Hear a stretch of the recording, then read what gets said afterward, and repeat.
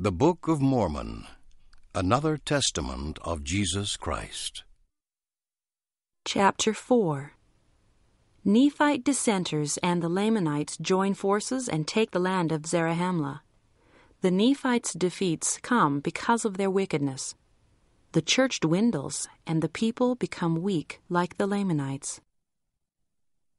And it came to pass in the 54th year, there were many dissensions in the church, and there was also a contention among the people, insomuch that there was much bloodshed. And the rebellious part were slain and driven out of the land, and they did go unto the king of the Lamanites. And it came to pass that they did endeavor to stir up the Lamanites to war against the Nephites. But behold, the Lamanites were exceedingly afraid, insomuch that they would not hearken to the words of those dissenters. But it came to pass in the 56th year of the reign of the judges, there were dissenters who went up from the Nephites unto the Lamanites, and they succeeded with those others in stirring them up to anger against the Nephites. They were all that year preparing for war. And in the 57th year they did come down against the Nephites to battle, and they did commence the work of death. Yea, insomuch that in the 58th year of the reign of the judges they succeeded in obtaining possession of the land of Zarahemla. Yea, and also all the lands, even unto the land which was near the land bountiful. And the Nephites and the armies of Mormon were driven even into the land of bountiful. And there they did fortify against the Lamanites, from the west sea even unto the east, it being a day's journey for a Nephite, on the line which they had fortified, and stationed their armies to defend their north country. And thus those dissenters of the Nephites, with the help of a numerous army of the Lamanites, had obtained all the possession of the Nephites, which was in the land southward. And all this was done in the 58th and 9th years of the reign of the judges. And it came to pass, in the 60th year of the reign of the judges, Mormon did succeed with his armies in obtaining many parts of the land. Yea, they regained many cities which had fallen into the hands of the Lamanites. And it came to pass in the 61st year of the reign of the judges, they succeeded in regaining even the half of all their possessions. Now this great loss of the Nephites, and the great slaughter which was among them, would not have happened, had it not been for their wickedness and their abomination which was among them. Yea, and it was among those also who professed to belong to the church of God. And it was because of the pride of their hearts, because of their exceeding riches.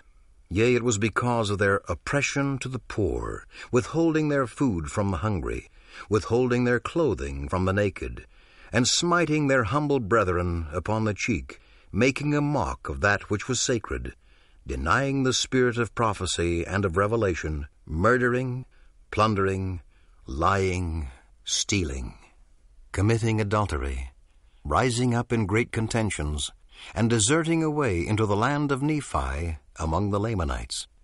And because of this, their great wickedness, and their boastings in their own strength, they were left in their own strength.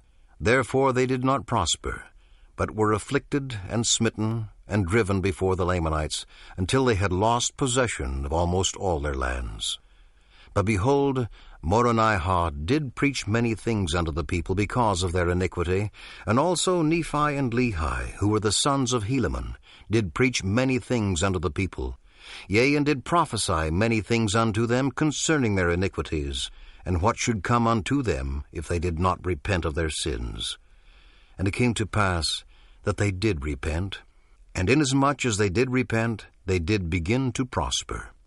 For when Mormon saw that they did repent, he did venture to lead them forth from place to place, and from city to city, even until they had regained the 1/2 of their property, and the 1/2 of all their lands.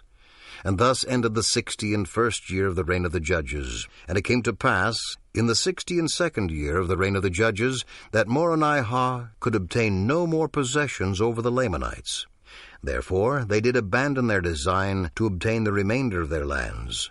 For so numerous were the Lamanites that it became impossible for the Nephites to obtain more power over them.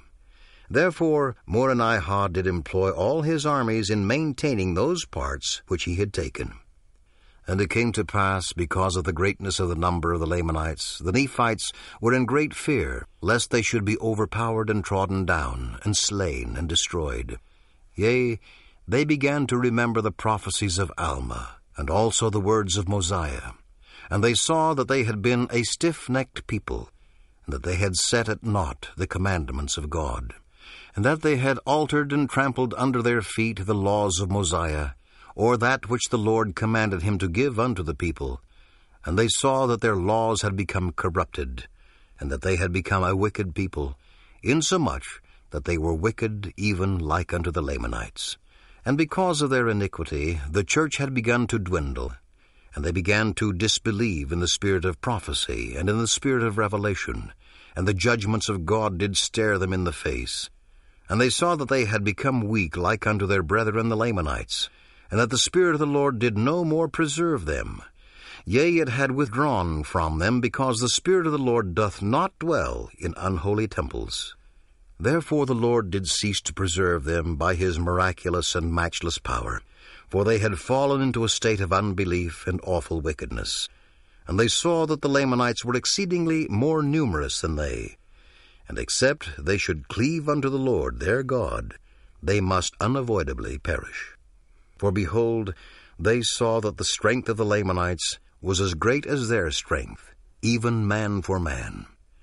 And thus had they fallen into this great transgression, yea, thus had they become weak because of their transgression in the space of not many years.